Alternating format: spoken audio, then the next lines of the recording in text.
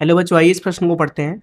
बोला गया है सिलिकॉन डायोड में संधि विभव का मान कितना होता है। पहला ऑप्शन है 0.2 वोल्ट, दूसरा ऑप्शन है 0.4 वोल्ट, तीसरा ऑप्शन है 0.3 वोल्ट, चौथा ऑप्शन है 0.6 वोल्ट। आइए इस प्रश्न के मुख्य अवधारणा की चर्चा करें। मुख्य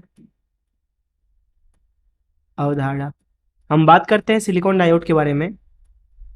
तो उसमें एक तो होता है पी फलक और दूसरा होता है एन फलक।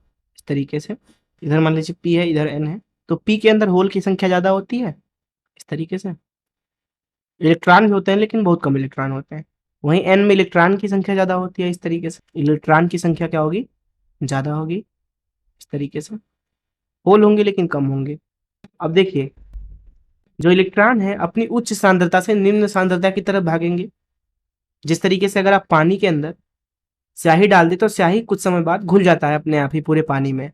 उसी तरीके से जो इलेक्ट्रॉन है वो अपनी उच्च सांद्रता से, अपनी ज़्यादा घनत्व की क्षेत्रफल से निम्न घनत्व की तरफ भागेंगे, इस तरीके से।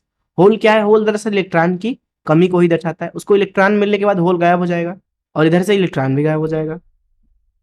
दरअसल ये इलेक्ट्रॉन मुक्त इलेक्ट्रॉन थे, क्योंकि इधर अभी कोई आवेश नहीं था, लेकिन जब इलेक्ट्रॉन चला गया तो इधर धन आवेश उत्पन्न हो जाएगा। वहीं इधर भी कोई आवेश नहीं था, लेकिन इलेक्ट्रॉन आने की वजह से यहाँ ऋण आवेश उत्पन्न हो जाएगा। तो यहाँ पे आप देख सकते हैं कि आवेशों की परत बन गई यहाँ पे।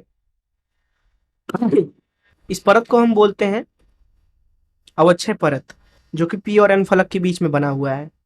यहाँ पे आप देख सकते हैं कि विद्युत क्षेत्र भी होगा इस तरीके से, धन से ऋण की तरफ विद्युत क्षेत्र ई। अब जहां पे भी विद्युत क्षेत्र है वहां पे विभवांतर आ जाता है, ई गुणे डी। मान लीजिए अवक्षय परत की जो मोटाई है वो डी है, तो अवक्षय परत के बीच में ये डेल्टा भी विभवांतर आ गया। इसको हम बोलते हैं विभव प्राचीर, या फिर इसको संधि विभव भी बोला जाता है। उदाहरण के लिए अगर हम बात करें सिलिकॉन के बारे में, तो सिलिकॉन के लिए जो ये डेल्टा वी है वो लगभग लगभग आप मान सकते हो 0.6 से 0.7 वोल्ट के करीब में होता है। 0.6 से लेकर 0.7 वोल्ट के बीच में साधारण ताप पर। तो अगर इस मुख्य उदाहरण से इस प्रश्न को हल करें, तो प्रश्न में हमसे पूछा गया था कि सिलिकॉन डायोड में जो संधि विभव है वो कितना होता है। तो मैंने आपको बताया कि 0.6 से 0.7 के बीच में होता है वो। इसलिए इस प्रश्न का जो उत्तर है वो डी सही। मैं आशा करता हूँ कि आपको इस प्रश्न का हल जरूर समझ में आया होगा। धन्यवाद।